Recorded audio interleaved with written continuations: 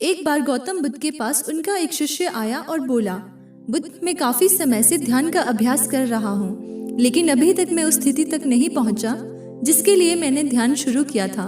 कृपया आप मुझे बताएं कि मैं क्या करूं।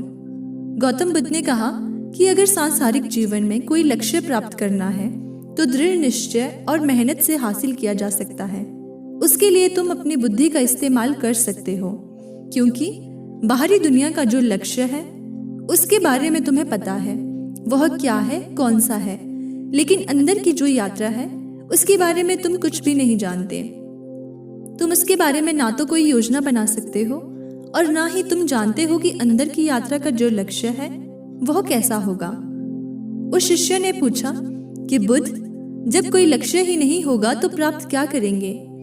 गौतम बुद्ध ने कहा कि यही तो समस्या है। इस दुनिया में कुछ भी मेहनत और कोशिश के द्वारा हासिल किया जा सकता है, लेकिन ध्यान में तुम जितनी भी कोशिश करोगे उतना ही ध्यान से दूर होते चले जाओगे। उस शिष्य ने कहा कि बुद्ध, मैं आपकी बातों का मतलब नहीं समझा। गौतम बुद्ध ने कहा कि ध्यान हमें देता कुछ नहीं है, बल्कि जो कुछ भी हमारे पास होता है उसको भी छीन लेता है। अर्थात ध्यान हमें उस स्थिति में ले आता है जैसे कि जो हमारा अभी वास्तविक स्वरूप है। अभी तुम्हारे अंदर क्रोध है, लालच है, अहंकार है। ध्यान इन सभी चीजों को छीन लेता है। जब एक छोटा शिशु जन्म लेता है तो उसके भीतर यह चीजें नहीं होती, लेकिन समय के साथ साथ उसके अंदर यह सभी चीजें पैदा हो जाती है। वह अपने लालच को पूरा करने के लिए, अपने अहंकार को तृप्त करने के लिए इस दुनिया में भटकता है। फिर अंत में जाकर उसको समझ आता है कि संसार की सभी यात्राएं व्यर्थ हैं। अगर कोई सच्ची यात्रा है तो वह है अपने अंदर की यात्रा। तुमने अंदर का मार्ग इसलिए चुना क्योंकि तुमने बाहरी दुनिया में दुख देखा।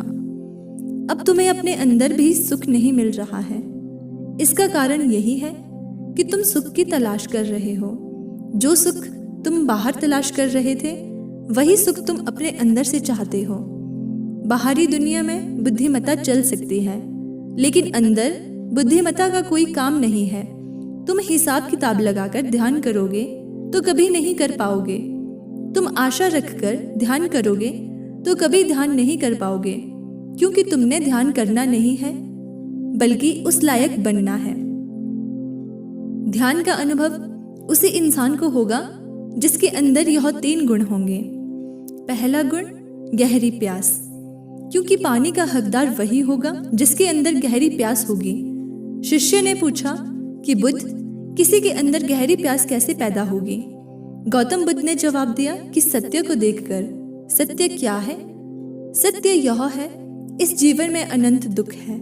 जिसे तुम सुख समझते हो वह भी दुख है। दूसरा गुण है लगातार प्रयास करने की क्षमता, क्योंकि जिसे प्यास लगी हो वह थक कर तो नहीं बैठ सकता जब तक कि उसे पानी न मिल जाए या उसकी जान न चली जाए। तीसरा गुण है जीवन को दांव पर लगाने की क्षमता। इस दुनिया में करने के लिए बहुत कुछ है। हर कृत्य के पीछे यह आशा होती है कि उससे सुख मिलेगा, लेकिन मिलता सिर्फ दुख है। 100 में से 99 लोग सुख की लालसा में अपना पूरा जीवन गंवा देते हैं। उनके जीवन के हजारों लक्ष्य होते हैं और ज्यादातर मरते दम तक भी पूरे नहीं होते।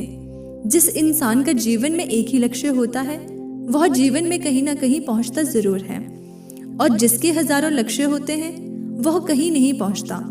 जो इंसान सिर्फ एक लक्ष्य के लिए अपना जीवन दांव पर लगा ले उसका लक्ष्य पर पहुंचना निश्चित है। हमेशा एक बात याद रखना कि ध्यान की इस यात्रा पर तुम्हारी कोई सहायता नहीं कर सकता है। उस शिष्य ने कहा कि बुद्ध, ऐसा कैसे संभव है? आपके बिना तो ध्यान करना असंभव है। गौतम बुद्ध ने कहा, अंदर की यात्रा में कोई तुम्हारा सहायक नहीं बन सकता। यदि मार्ग में तुझे मैं भी मिलूं तो मुझे भी नकार देना, क्योंकि मैं तुम्हारे मार्ग का केवल बाधक बन सकता हूं। कहानी के अंत में इस बात का हमारे लिए समझना आवश्यक है कि बुद्ध का यह संदेश उसके शिष्य के लिए था। अगर आपके अंदर यह 3 गुण नहीं है तो आपको निराश होने की आवश्यकता नहीं है। अपने मन को शांत रखने के लिए, अपने जीवन के लक्ष्यों को आसान बनाने के लिए आप ध्यान कर सकते हैं। अगर आपके भीतर यह 3 गुण नहीं है तो जबरदस्ती उसे पैदा करने की कोशिश ना करें। सही समय आने पर यह गुण अपने आप पैदा हो जाएंगे। गौतम बुद्ध की इस कहानी से हमें ये शिक्षा मिलती है कि हमें ध्यान का लगातार अभ्यास करना है। ध्यान पर बैठते समय हमें कोई भी आशा और इच्छा लेकर नहीं बैठना चाहिए। अगर हम यह करने में कामयाब हो गए तो एक ना एक दिन अवश्य ध्यान की उच्च अवस्था तक पहुंचेंगे।